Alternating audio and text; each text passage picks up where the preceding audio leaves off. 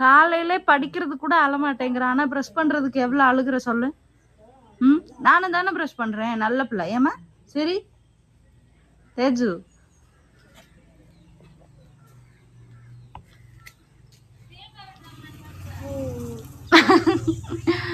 இப்போ புண்ணெல்லாம் ஆறிடுச்சு ஏமா காமி.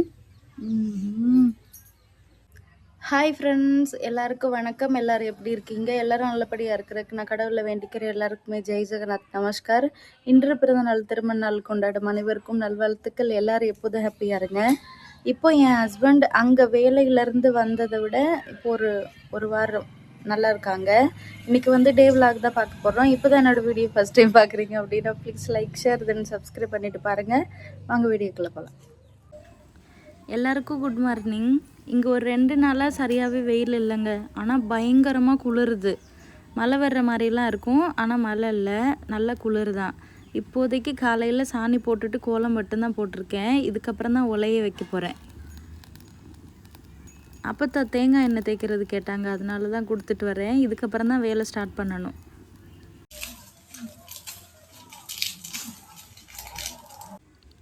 அம்மாவுக்கு இன்றைக்கி ஆஃப் நைட்டுங்க.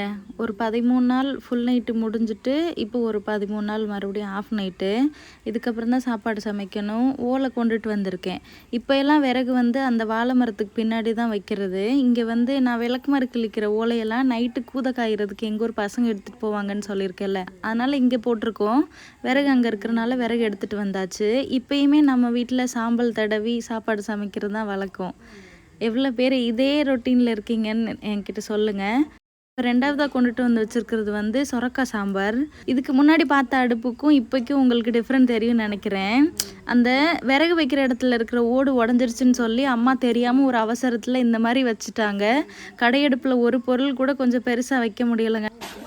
நானே இன்றைக்கி ஒரு பயத்தில் தான் சாம்பார் பாத்திரம் வச்சுருக்கேன். பார்க்கலாம் எப்படா கொதியும் எப்படா இறக்குவோன்னு இருக்குது. இதுக்கப்புறம் தான் தீ மூட்டணும். இப்போ எல்லாம் நல்லா குளிருது இல்லைங்களா? 6 மணி 6:30க்கு தான் வெளியவே எந்திரிச்சு வருவேன். அதுக்கப்புறம் நான் எப்படியும் டீ குடிக்கிறதுக்கு 8 மணி ஆயிடுது. சாப்பிட்றதுக்கு எப்போதும் போல் 9:30 10 மணி தான். இங்கேயுமே அதே ரொட்டீன் தான்.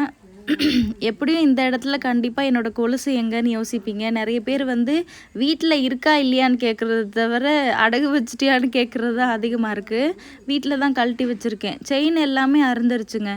கொலுசு வாங்கி இன்னும் கீழே இறங்கவே இல்லை. செயினெல்லாம் அறுந்துருக்கவும் ஒரு மாதிரி இருந்தது, அதனால் கழட்டி வச்சிட்டேன். இப்போ அரிசி அலச போகிறேன். இப்போ தான் ஏதோ சூரிய ஒளி பட்ட மாதிரியே இருக்குங்க. ஆனால் ஒரு 1/2 மணி நேரத்துலேயே காணாமல் போயிடுச்சு.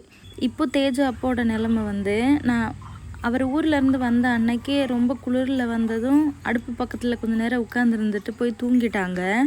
அங்கே இருக்கும்போதெல்லாம் பகல் நேரத்தில் நைட்டில் 2 நேரமுமே காய்ச்சல் வருங்களாம். ஆனால் இங்கே வந்து கொஞ்சம் சூடாக தாங்க எப்போதுமே சாப்பாடு செஞ்சு கொடுக்குறேன். காலையில் வந்து பச்சை பயிறு சுண்டல் சாப்பிட்றாங்க, அது வந்து கொஞ்சம் ஹெல்த்தியாக இருக்கட்டுமேங்கிறதுக்காக கொடுக்குறேன். மதியம் சப்பாத்தி. எப்போயாவது அவங்களுக்கு தோணுச்சுன்னா கொஞ்சமாக சாப்பாடு சமமானு சொல்லுவாங்க. மற்றபடி சாப்பாடெல்லாம் சூடாக தான் சாப்பிட்றாங்க. எனக்கு கொஞ்சம் அவரை கவனிக்கிறதுலே நேரம் போயிடுது. இதுக்கப்புறம் தான் தேஜு அவங்க அப்பா அம்மா எல்லாருமே எழுந்திரிச்சு வருவாங்க. முகம் கழுவணும்ல, நேற்று நைட்டு எடுத்துகிட்டு வந்த தண்ணி ரொம்ப குளிரும், அதனால் தண்ணி கொண்டுட்டு வந்து வச்சுட்டு இதுக்கப்புறம் தான் நான் ப்ரஷ் பண்ண போகிறேன். நான் ப்ரஷ் பண்ணி பாலெல்லாம் காய வச்சதுக்கப்புறம் தான் நான் அவங்கள எழுப்புவேன்.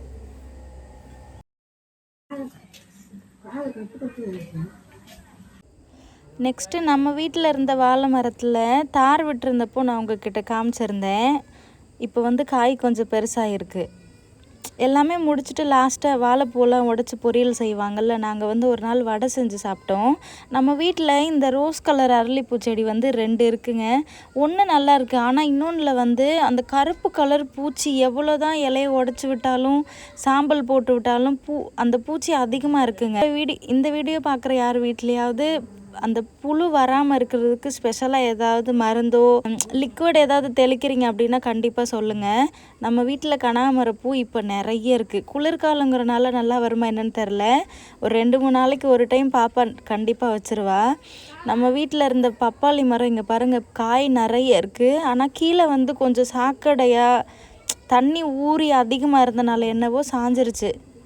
அப்பா இதுக்கப்புறம் தான் கவ்வக்குச்சி கொண்டு வந்து நிப்பாட்டணும்னு சொல்லியிருக்காங்க. பார்க்கலாம், நிறைய காய் இருக்கிறனால கூட சாயலாம். இந்த கனகாமர பூ வந்து இப்போ தான் ஒரு 2-3 நாளாக பூத்துட்ருக்கு. நல்லா இருக்குங்களா? காலையிலே படிக்கிறது கூட அழமாட்டேங்கிறான். ஆனால் ப்ரெஷ் பண்ணுறதுக்கு எவ்வளோ அழுகிற சொல்லு. நானும் தானே ப்ரெஷ் பண்ணுறேன். நல்ல பிள்ளை ஏமா. சரி தேஜு,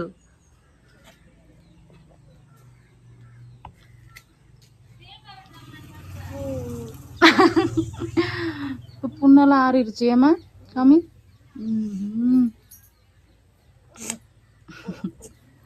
ரொம்ப அசிங்கமாக போச்சு.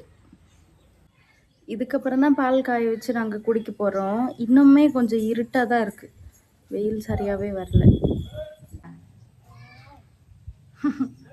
வண்டி ஓட்டி முடிச்சிட்டியா? ஹூன்னு இழுக்கிற. ப்ரஷ் பண்ணி முடி சீக்கிரம். ஹார்ட் சிம்பிள் கொடு.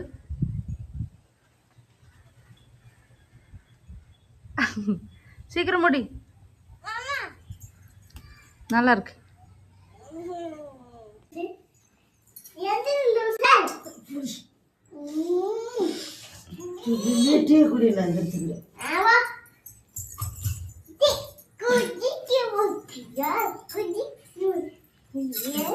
இது வந்து டீ எல்லாம் குடிச்சு முடிச்சதுக்கப்புறம் சாப்பாடு வெந்துட்டு இருந்ததுங்க. என் ஹஸ்பண்டுக்கு குழம்பு வைக்க போகிறேன். முட்டைக்கோசு, அதுக்கப்புறம் உருளைக்கிழங்கு சேர்த்து ஒடிசா சைடு குழம்பு. சாப்பாடு ரெடி ஆகிடுச்சு. எங்களுக்கு வந்து சொரக்காய் சாம்பார் இருக்குது, அவங்களுக்கு வந்து முட்டைக்கோசு உருளைக்கிழங்கு வேக வச்சு எடுத்துட்டேன்.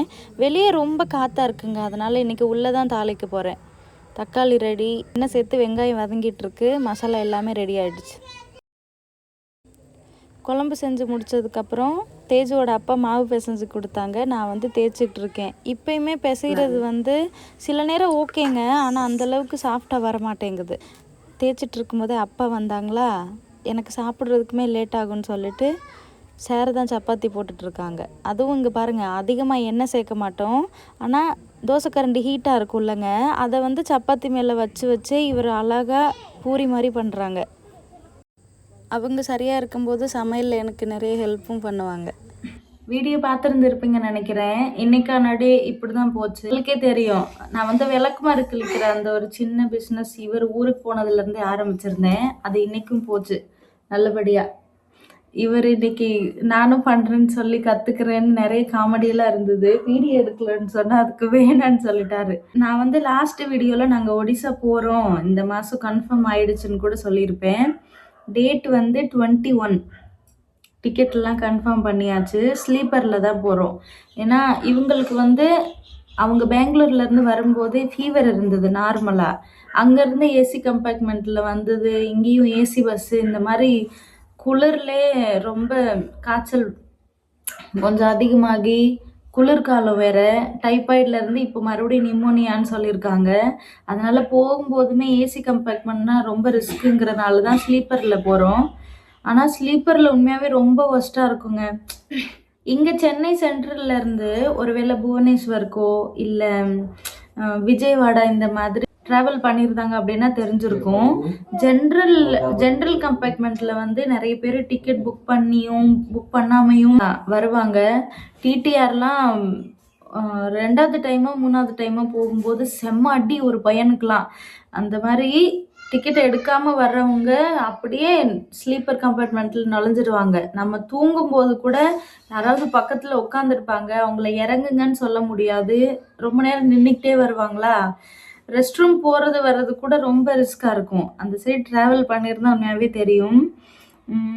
டைம் வந்து 21 தாங்க கன்ஃபார்ம் ஆகிருக்கு. ஆனால் டைம் என்னன்னு தெரியல. இவங்க என்னை பயங்கரமாக பயமுறுத்தியிருந்தாங்க. ஏர்லி மார்னிங் நம்ம 4 மணிக்கெலாம் அங்கே பஸ் ஏறணும். எங்கே பஸ் ஏறணும், அதுக்கு முந்தின நாளே போகிற மாதிரி இருக்கும்னு. இந்த டைம் ட்ராவல் எப்படின்னு தெரில. மற்ற நேரம் அப்படின்னா இங்கேருந்து நைட்டு போய் அங்கே காலையில் அந்த மாதிரி ட்ரெயின் பிடிக்கலாம். டைமே சரியாக தெரியல. ஆனால் 21 அன்னைக்கு கன்ஃபார்மாக டைம் கொடுத்துடலாம். ஏங்க இல்லை அதுக்கு முன்னாடி பார்த்துடலாமா? அதனால் இந்த மாதம் 21 நாங்கள் ஊருக்கு போகிறோம். எனக்கு உண்மையாகவே ரொம்ப ஸ்பெஷலாக இருக்கும். ரொம்ப வருஷம் ஆச்சு பொங்கலுக்கு இங்கே இருந்து. நான் உண்மையாகவே ஹாப்பியாக இருக்கேன். அதனால் கண்டிப்பாக இந்த மாதம் 21 ஊருக்கு போயிடுவோம். ஒடியா விலாக் சீக்கிரமாகவே வரப்போகுது, வெயிட் பண்ணுங்கள். ஓகே, இன்னைக்கு வீடியோ அவ்வளோதான். சப்போஸ் உங்களுக்கு இந்த வீடியோ பிடிச்சிருந்தது அப்படின்னா please like, share, then subscribe my guys. Thank you, bye.